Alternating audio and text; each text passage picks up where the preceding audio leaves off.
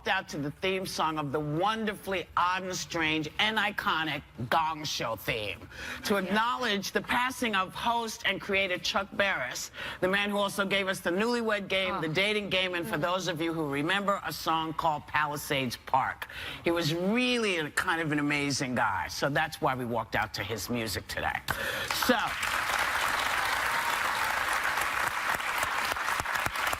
although, you know, we're going to be talking to Rachel Maddow as well when she comes out, but we want to start, we're going to start with the president's Supreme Court pick. Neil Gorsuch was grilled by the Senate Judiciary Committee yesterday, where he shut down Democrats who tried to nail down his position on issues like abortion and gun rights. He said it would be improper to comment on how he'd rule on any case that comes into his court. Now, his supporters hail him as an independent thinker, and so the question is, was this a good pick? Oh, I think it was a good pick because he's qualified for it. But I think they're asking the wrong questions. I mean, he is a judicial ideologue, so he has this ideology, and they're not able to get to it with the questions that they're asking him. So he's being very evasive, like most picks are, Supreme Court picks. I mean, I would have asked him something like, you know, he considers himself this constitutionalist, this originalist. If that's the case, the right to privacy isn't enumerated in the Constitution. Do you believe in the right to privacy? That would have gotten to the issue of whether or not he would be I think supportive of overturning Roe v. Wade. Yeah, so they're not asking the right questions. But he did say on Roe v. Wade that he believes in precedents. And he says that that has been law for a long time, and it didn't sound like he would try to overturn it. It didn't sound like that, but I still don't think they asked him the right questions. I mean, they haven't. He's very good at being evasive, and most of these Supreme Court nominees are very good. Yeah, I kept waiting for him to get stuck because some of the questions that were coming in were, you know, trying to get him to pinpoint his position on this or that. And what I liked about it is that what I got from him is that his position and the way he feels about these things wasn't really important for this job in his perception. He said, I'm here to follow the law. The way I feel about something, it's how he's going to interpret the law, though. Right, that's true. That's why his ideology is important. But he wasn't alarming to me. He was balanced, he was measured, and I think coming from someone like Donald Trump, where you're always worried that he's going to sort of be doing this or that, or a little unhinged, frankly, in my opinion, this is a guy who's very balanced, measured, has a good comprehension of the law, and seems to know how to handle himself in these situations quite well, which I also was, go ahead. Well, I just like the part where, building off what everyone's saying here, when they asked him if he had to stand up to someone, and they said, are you talking about President Trump? He said, anyone is anyone, and that was very clear to me what he meant by that. Yeah. So, I mean, that was, to me, bold. And he was talking about the fact that, you know, President Trump has, I guess, criticized a lot of federal judges. Well, and he finds it do that. Let me get to it. Yeah, go ahead. For a second, because I liked him. He's very handsome, isn't he? I just have to say that. I mean, he's too sexy for his role. Well, we're on really important things. But I did like a lot of what he said. I thought he was amiable. He almost looked like he was going to cry any minute. He was a little angry here and there. But, you know, I don't know the guy. Yeah. But this one case that he ruled on, that Al Franken took him up on, was about a guy, a truck driver, who got stuck because his brakes got stuck. Now the brakes are stuck and he's freezing. He's in sub-zero temperatures. The guy calls ahead, come and get me. 3 hours later, no one comes to get him. He's freezing to death, the guy. And he basically abandons the truck and goes home. Now, this judge ruled, he gets fired. This Judge Gorsuch ruled for the company that fired him rather than for him. He generally rules in favor of companies. Of corporations. But to me, that shows, like, yes, he's strict, blah, blah, blah, and maybe he'll be good on Roe v. Wade because there's precedent. On the other hand, there's something lacking in the guy who doesn't rule for a man who could freeze to death. And Al Franken, Senator Franken, said, from Minnesota, the great Al Franken, he said, you know, I've dealt in absurdities in my previous career, and this is absurd. Well, he's hiding behind the law because he's an ideologue. But there's something about that shows you something that's not, the heart is missing. If you have a legal problem with the way he ruled on that legally, he said that the statute cited by the Department of Labor was not relevant. That was his justification. But if you have a legal problem saying, you know what, legally, this guy who was in this truck had his life in jeopardy. He claims that he was potentially going to suffer from hypothermia soon. That's a legal argument. that I can respect and maybe take issue with him. But if your argument is that he doesn't have enough empathy, that I have a problem with, because I don't want the person sitting in that. No, well, I think I agree with you that there may have been an issue there legally. Maybe I didn't agree with that decision he made from a legal front. But I don't care whether my Supreme Court justice is empathetic to this cause or that. I want them to look at the law, and I want them to be objective about the law, because otherwise you allow too much subjectivity of what you may be empathetic to, I may not be empathetic to. There's a problem with that. You have to they have to have empathy, and here's why. If you have all guys, it is very hard to get them to understand why a woman's issue is important. Do you know what I mean? So you have to have some empathy. You have to be able to say, oh, okay, this will never be something I go through, but I understand this is something that's happening for you. And the other thing is, you know, the Supreme Court is there not for their personal beliefs, but to rule for us as a nation. And so I'm going to keep my fingers crossed that that's what he does. Because, you know, I was worried when Roberts went in. I was worried when other people have gone in. And I've been surprised by them coming in ways that I didn't think that they would. So I just, you know, there's nothing you can do to stop the fact that they're going to put him in. Yeah. Right. You know, Well, that's it. No, they're not going to. They have an argument about that. Well, They have the votes. you can have the as votes. many arguments as you I have want, Sonny's as you've argument. seen. Yes, Sonny has many arguments about many things. I do. But the bottom line is, we have seen that they've put Betsy DeVos in, and she was not People that weren't qualified. qualified. We've seen that they've. Okay, I don't think this is going to be an issue for them. No. Now, you may think that somebody out of the blue is going to say, well, you know, we think you know, it's my argument is with stuff. Schumer. Senator Schumer has said that because Trump is under investigation, that you should not put him in, because he may be. That's where I'm at. And I think that's a very valid argument, though.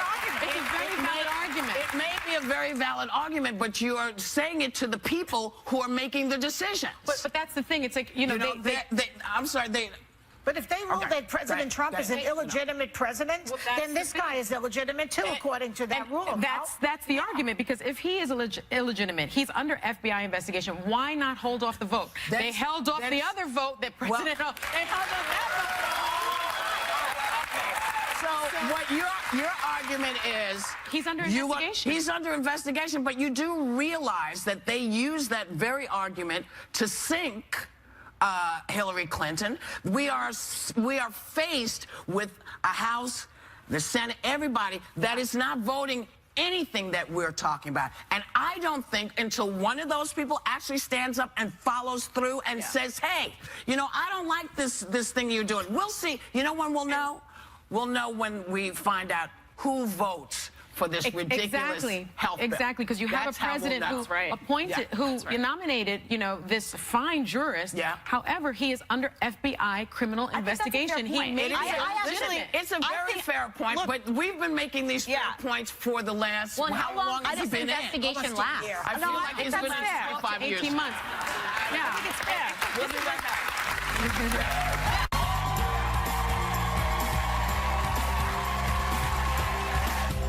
This week on The View, we've got some Tell 'em Whoopi Big hot topic. and our political view is sizzling. He just faced the FBI's James Comey over his campaign's possible ties to Russia and his claims of wiretapping.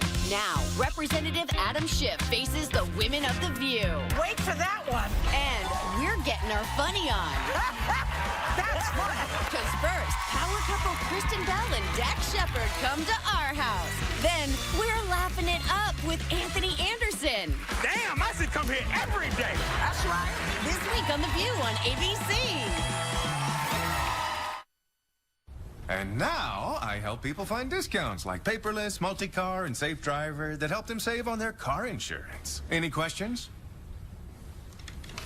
Yeah? How do you go to the bathroom? Great. Any insurance-related questions? Mm-hmm. Do you have a girlfriend? I'm actually focusing on my career right now, saving people nearly $600 when they switch. So, Where's your belly button? I've got to start. There's a protest going on at New York Museum over a painting called Open Casket, which portrays the body of Emmett Till, the black teen murdered by several people in 1955. The protest, which was started by a black artist, is because Dennis Schultz, the painter of Open Casket, is white. Now, the online petition claims it's not okay for a white person to use black suffering for fun and profit. It needs to be destroyed. Why is it fun and profit, though? She's an artist. I don't know, but I will say, you know, that for me, well, what she said is, you know, no, I'm not a black person, but I'm a mother, and I know that Emmett was this woman's only child, and so I'm painting from empathy. And so people calling for the destruction of art goes very, very hard for me, because the Nazis did that. The Nazis said, get rid of stuff that we don't like. Burn the book, do this. They called it degenerate art. Yes. So can you really say destroy art to people? What's troubling to me is that she seems to take issue with the fact that it's a white artist. Well, Norman Rockwell painted such incredible moments in the civil rights division, civil rights, famous during the civil rights period. It's called the problem we all live with. Yeah, and he was white, and so I don't think that art or empathy is specific to a race. So that's offensive. And go ahead. It's also offensive that she says it's cultural appropriation. It seems like they don't really understand what cultural appropriation is. This is not cultural appropriation. This is, I think, trying to make sure that Emmett Till's mother's pain is America's pain and showing it through art. That's what she did. Well, everybody agrees. I mean, it was like...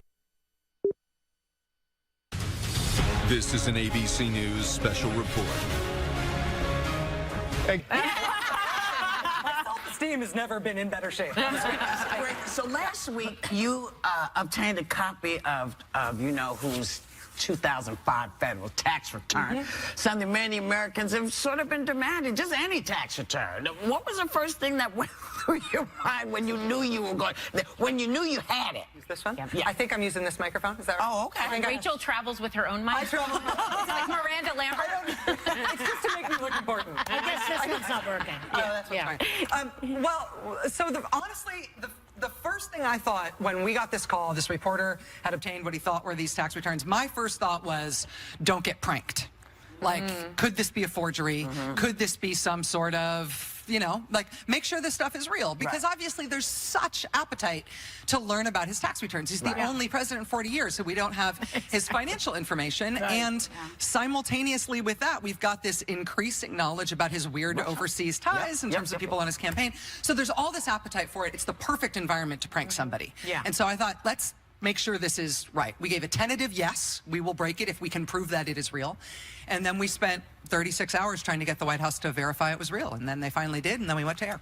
Well, some speculate that Trump leaked those himself to distract from other negative things, and it wasn't that damning, the results. Like, so do you think that could have come from Trump? It totally could have come from Trump, which is like such a bizarre human drama at the center of this. I mean, as far as I'm concerned, the only thing that matters is that document real?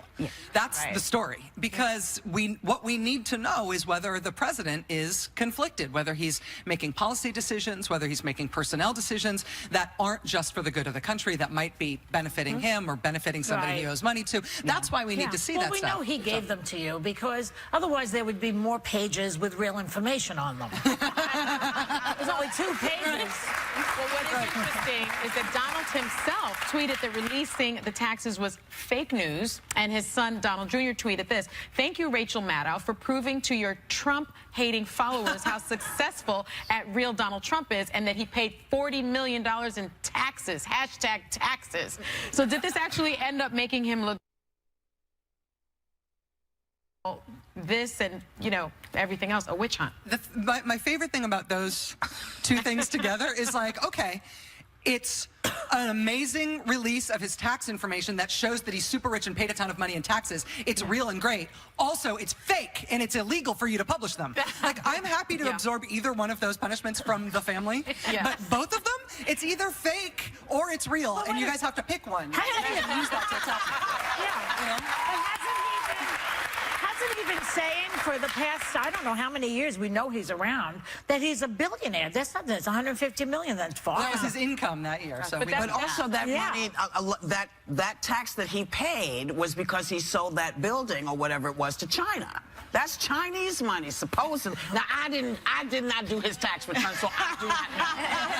But, I mean, there's a lot of crazy stuff. We know very, very little about his finances. I think one of the things that seems important to me about getting that little piece of it is that it proves that you can release some of his tax information without the world ending. He's had weird excuses for not releasing his taxes. Well, he's under audit. Well, every president has been under audit So what do you think since he's afraid Nixon, of? and they've all released their tax returns. So what's he afraid of, Rachel? I don't know. So why doesn't he release it? Yeah. Because the explanation for why he won't doesn't make sense. We've now seen with me releasing these 2 pages that you can release it and it's not even necessarily bad news. Why are you so afraid? Because he didn't give you the pages that really would tell you anything, and the tax returns that you would get would indict him with the influence in Russia. Well, that's why. We'll see. There's no other reason. The thing is that if the White House continues to insist that there's nothing in the tax returns that's going to make him look bad at all, and there's nothing to this Russia story, well, prove it. Show it. Rachel doesn't do it. I want to get to the rollout a little bit because you took a lot of heat. I was watching social media and some gave you a lot of heat that you drew it out. In other words, that you initially teased the segment and then they had to wait a long time, and then by the time it had hit,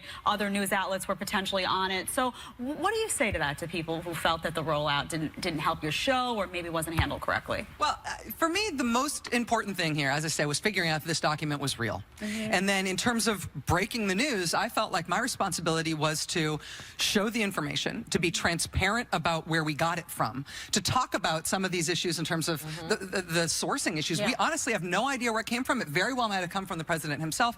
But the overall issue being the importance of the president releasing his tax returns, why it's so unusual that he hasn't, why therefore even getting this little piece of information is a big deal. So for me, that's what I felt like I had to do. And I did it. And you like me or don't, I did it right as far as I'm concerned. So. Why is this particular year important? 2005. Why would that be the one? If they were to released it themselves to make themselves look good? I mean, we don't know. We have to see the other years in order to know. But there are some interesting things about 2005 that make it potentially a unique year in his taxes. Number one, that was his first joint filing with Melania. They had never filed together before. She was not yet. She made all the money. That jewelry's fabulous. She was not yet a citizen at that point. She underwent her citizenship interview the following year, and one of the things what year was that? 2006 is when she became a citizen. So 2005 is when they filed this tax return. And if you go to U.S. Customs and Immigration, they tell you when you're coming in for your citizenship interview, make sure you bring all your tax returns. So it was very important to them, having just become a married couple, that those tax returns for 2005 look right? Because it's part of her citizenship application at that point. So that's one thing. There's also the other interesting thing going on in the president's life at that point is that somebody had published a biography that year that said he wasn't a billionaire at all. He didn't have nearly that much money. It's all a joke. And Trump was enraged by that. He filed a $2 billion lawsuit against the author of this book against him. And so he might have been feeling a little sensitive about showing that he had a lot of income. But he proved that he wasn't a billionaire by showing the tax. He made $150 million on his taxes. But it doesn't mean he didn't have more sitting in the bank. We have no idea what he's worth. 2006. 2006. I feel like I've piqued your interest. Well, you have because, you know, when we were asking the questions, when did citizenship happen? You know, how quickly did it happen? You know, so it happened after the marriage. It happened after the marriage. She was a green card holder. She was legally allowed to work here and make income. She was paying taxes. They filed jointly. It's all, I mean, there's no reason to be, as far as I can see, we've seen no evidence of anything that looks suspicious in that regard. But if you are wondering why 2005 might be a cherry-picked year that looked particularly shiny for them, then that's circumstantial evidence. I'll just ask him. We're going to go and come right back with more with Rachel Maddow.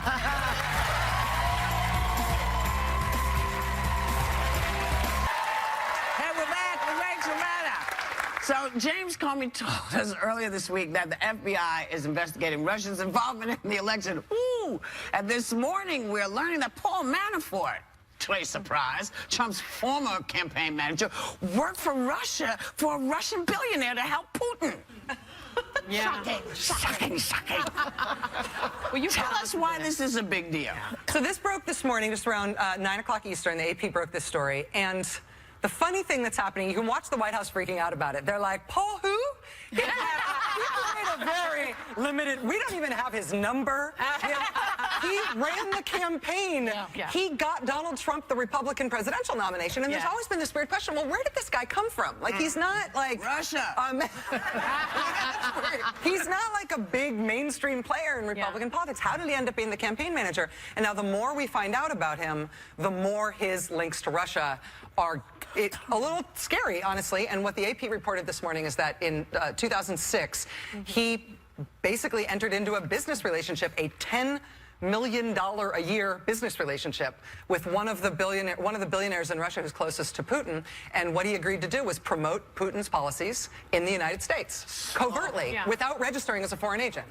And he was doing that for $10 million a year secretly in this country. And then magically somebody suggested him to Trump as a good campaign manager. Which is, and he was his campaign manager through the RNC, right? Through the... Eventually he got fired because of his ties to Russia. Follow the money. Follow the money. So the same thing that got him in kicked him out. Well, yeah, I mean, it got a little... for them to be saying, oh, he played a very minor role in the campaign. He was only there for a minute. He was barely here, people. Exactly. We can't even spell Paul. So I don't... That might be too close to home. So we'll see. There remains some interesting threads to pull here. I mean, the FBI has a counterintelligence investigation open into the president's campaign. Do you trust Comey, by the way? We don't have the luxury to trust him or not. He's the only FBI director we've got. Well, I said yesterday that I thought they needed an independent investigator here because Comey, when he was investigating Hillary's emails last summer, that was the big brouhaha. At the same time, we now know he was investigating the Russian connections to Trump, and yet we never heard about that. I don't trust him. Do you? It is weird to look back at the campaign and know that the FBI had a counterintelligence investigation into one of the campaigns for 4 months that they didn't mention until and didn't mention for months after America voted on it. It's really outrageous. And so, I mean, the calls for special prosecutor are resounding and getting louder, in part because of the FBI, but in part because the congressional investigations are led by two guys who were part of the Trump campaign.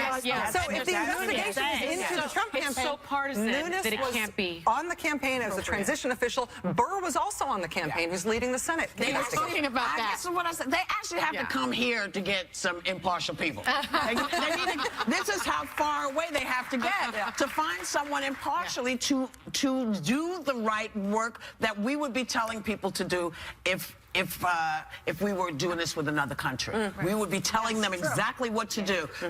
But we're not doing it. Go ahead, Jen. Alternate reality. Yesterday, we had Gorsuch, the Supreme Court nominee, go in front of the Senate Judiciary Committee, and you have Chuck Schumer saying that essentially he shouldn't be confirmed right now because you have Donald Trump under FBI investigation. Does that argument hold? I have a sense that Republicans would make that same argument if the shoe were on the other foot and Hillary Clinton were in there under FBI investigation. Yeah, I mean, you think the elephant in the room here and the Gorsuch nomination is that President Obama nominated Merrick Garland for that seat while he still had a year in office. And the Republican objection to even meeting with him, let alone holding a hearing, was President Obama's only going to be president for another year. And so we've invented a new rule, which means you then don't get to appoint a Supreme Court justice.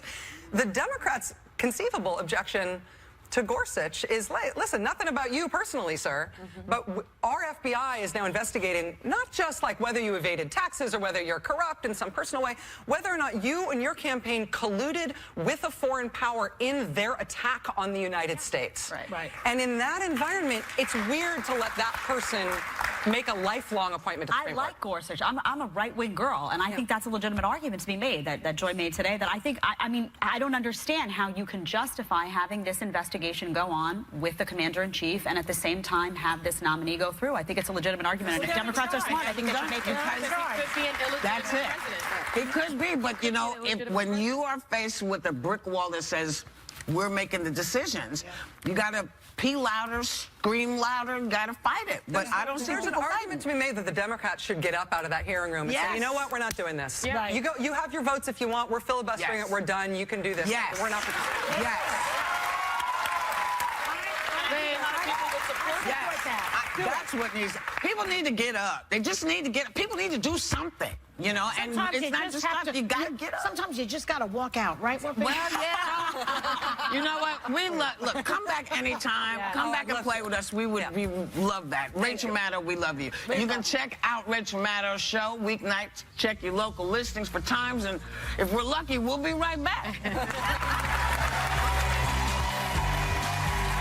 Are Adam and Eve one of history's most successful couples you can still learn from? And did Eve get a bad rap? New York Times bestselling author Bruce Feiler has some enlightening hot topics next. So does a cold one help you warm up?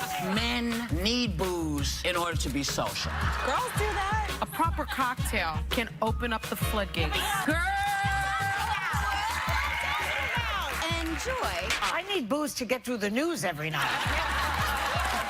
Cheers to the View on ABC. Was Eve the original badass? New York Times best-selling author Bruce Feiler makes a case for both these in his latest book, The First Love Story, Adam and Eve and Us. Please welcome Bruce Feiler. So Bruce, in your new book, The First Love Story, you say Eve has been the victim of the biggest character assassination in the history of the world, I guess, for eating that apple. What do you mean by that? Well, first of all, it's a real honor to be here. Thank you very much. So I spend a lot of time around tables like this, okay? I have a working wife. I have adolescent twin daughters, and we talk about what everybody talks about, which is the changing way men and women relate to each other. And it's all about science and the new technology, but I keep thinking there must be something from the past that's worth preserving. So a few years ago, we're in the Sistine Chapel, and we look up, and my girls look at Adam and Eve on the ceiling, and I realize, oh my gosh, this story has been at the heart of every conversation about men, women, and sex for 3,000 years. What can it teach us? And when you go back and look at the story, it turns out there's equality. Eve takes initiative. Adam takes initiative. There's forgiveness. There's togetherness. It's an inspiring story. What happened? Organized religion got a hold of the story. They used it to dump on women. Okay, so Eve is victim. She's a scapegoat. In the story, she's the first. She's the first to lean in. But that's seeking of wisdom. That's an act. It's the tree of knowledge. She wants wisdom. It's an act of autonomy, actually. And then she shares it with Adam and he eats too. So She's a feminist. She's the first to lean in. I really think that, and I think that. I named my daughter after her. And my daughter's named Eden. One of my girls is named Eden. But here's why I think why this matters is because now women need this story. Men and women need this story. Why people are rallying around this book is because now women are saying we want to claim our spirituality back from the men who've had it all these years. Well, you know, there's always this big fight going on between science and art, and science and religion, rather. Right. Not art, religion. So you say that the two can actually cohabit. How? Well, I think that we've pitted these two against each other, and that's a shame, okay? So I grew up in the Deep South, surrounded by religion, but I spend time on the internet, right? I tweet, but I Talmud too. And let's just say positive psychology. I've written a lot about happiness. What's the number one thing that we've learned? Happiness is relationships, whether it's friends or family or our lovers, okay? What's the biggest antidote to that? Loneliness. There's a crisis of loneliness. Young people, middle-aged men, older people. What's the first thing God says to humans in the Bible? It's not right for humans to be alone. The Bible got there 3,000 years before modern science. So to me, rather than saying, oh, science has all the answers, forget the past, or the Bible has all the answers, forget the present, to me, when they're talking to each other and when they agree, then there's truth. The problem comes when you talk about evolution versus creationism. It's not about these things that you're discussing. It's more about when did we start. So here's how I look at religion as someone who's spent a lot of time in this over 20 years. There's about 15% of Americans that are evangelical believers. There's about 15% that are evangelical non-believers. That leaves about three-quarters of us in the middle who we want spirituality, but we have doubt. We want to pass on values to our children, but we have questions. That turns out to be who I'm talking to, and it's the same way with relationships, okay? It's not all timely wisdom. There's timeless wisdom too, and so essentially what I'm saying in The First Love Story is, if you want to deepen and strengthen your relationship, if you have questions, if family's important to you, come on this great Adam and Eve journey with me from the Garden of Eden to Jerusalem to Rome to Hollywood. And you're going to be surprised. You're going to learn something, but in the end, I think you'll be uplifted because our original story is a success, not a failure. Well, There's hope. there you go. There's hope. Our thanks to Bruce Phillips. His book, The First Love Story, is available now in Chip stars Kristen Bell and Dax Shepard reveal if Hollywood's favorite couple ever drive each other nuts. So, welcome back. So, you know, thanks for coming and watching us live. Thanks for watching us on TV. We're having a good time. We hope you're having a good time. And listen, some of the stuff we say, you'll be happy with, some you won't be, but you'll never be bored when you watch this show. We want you to have a great day and take a little time to enjoy the view.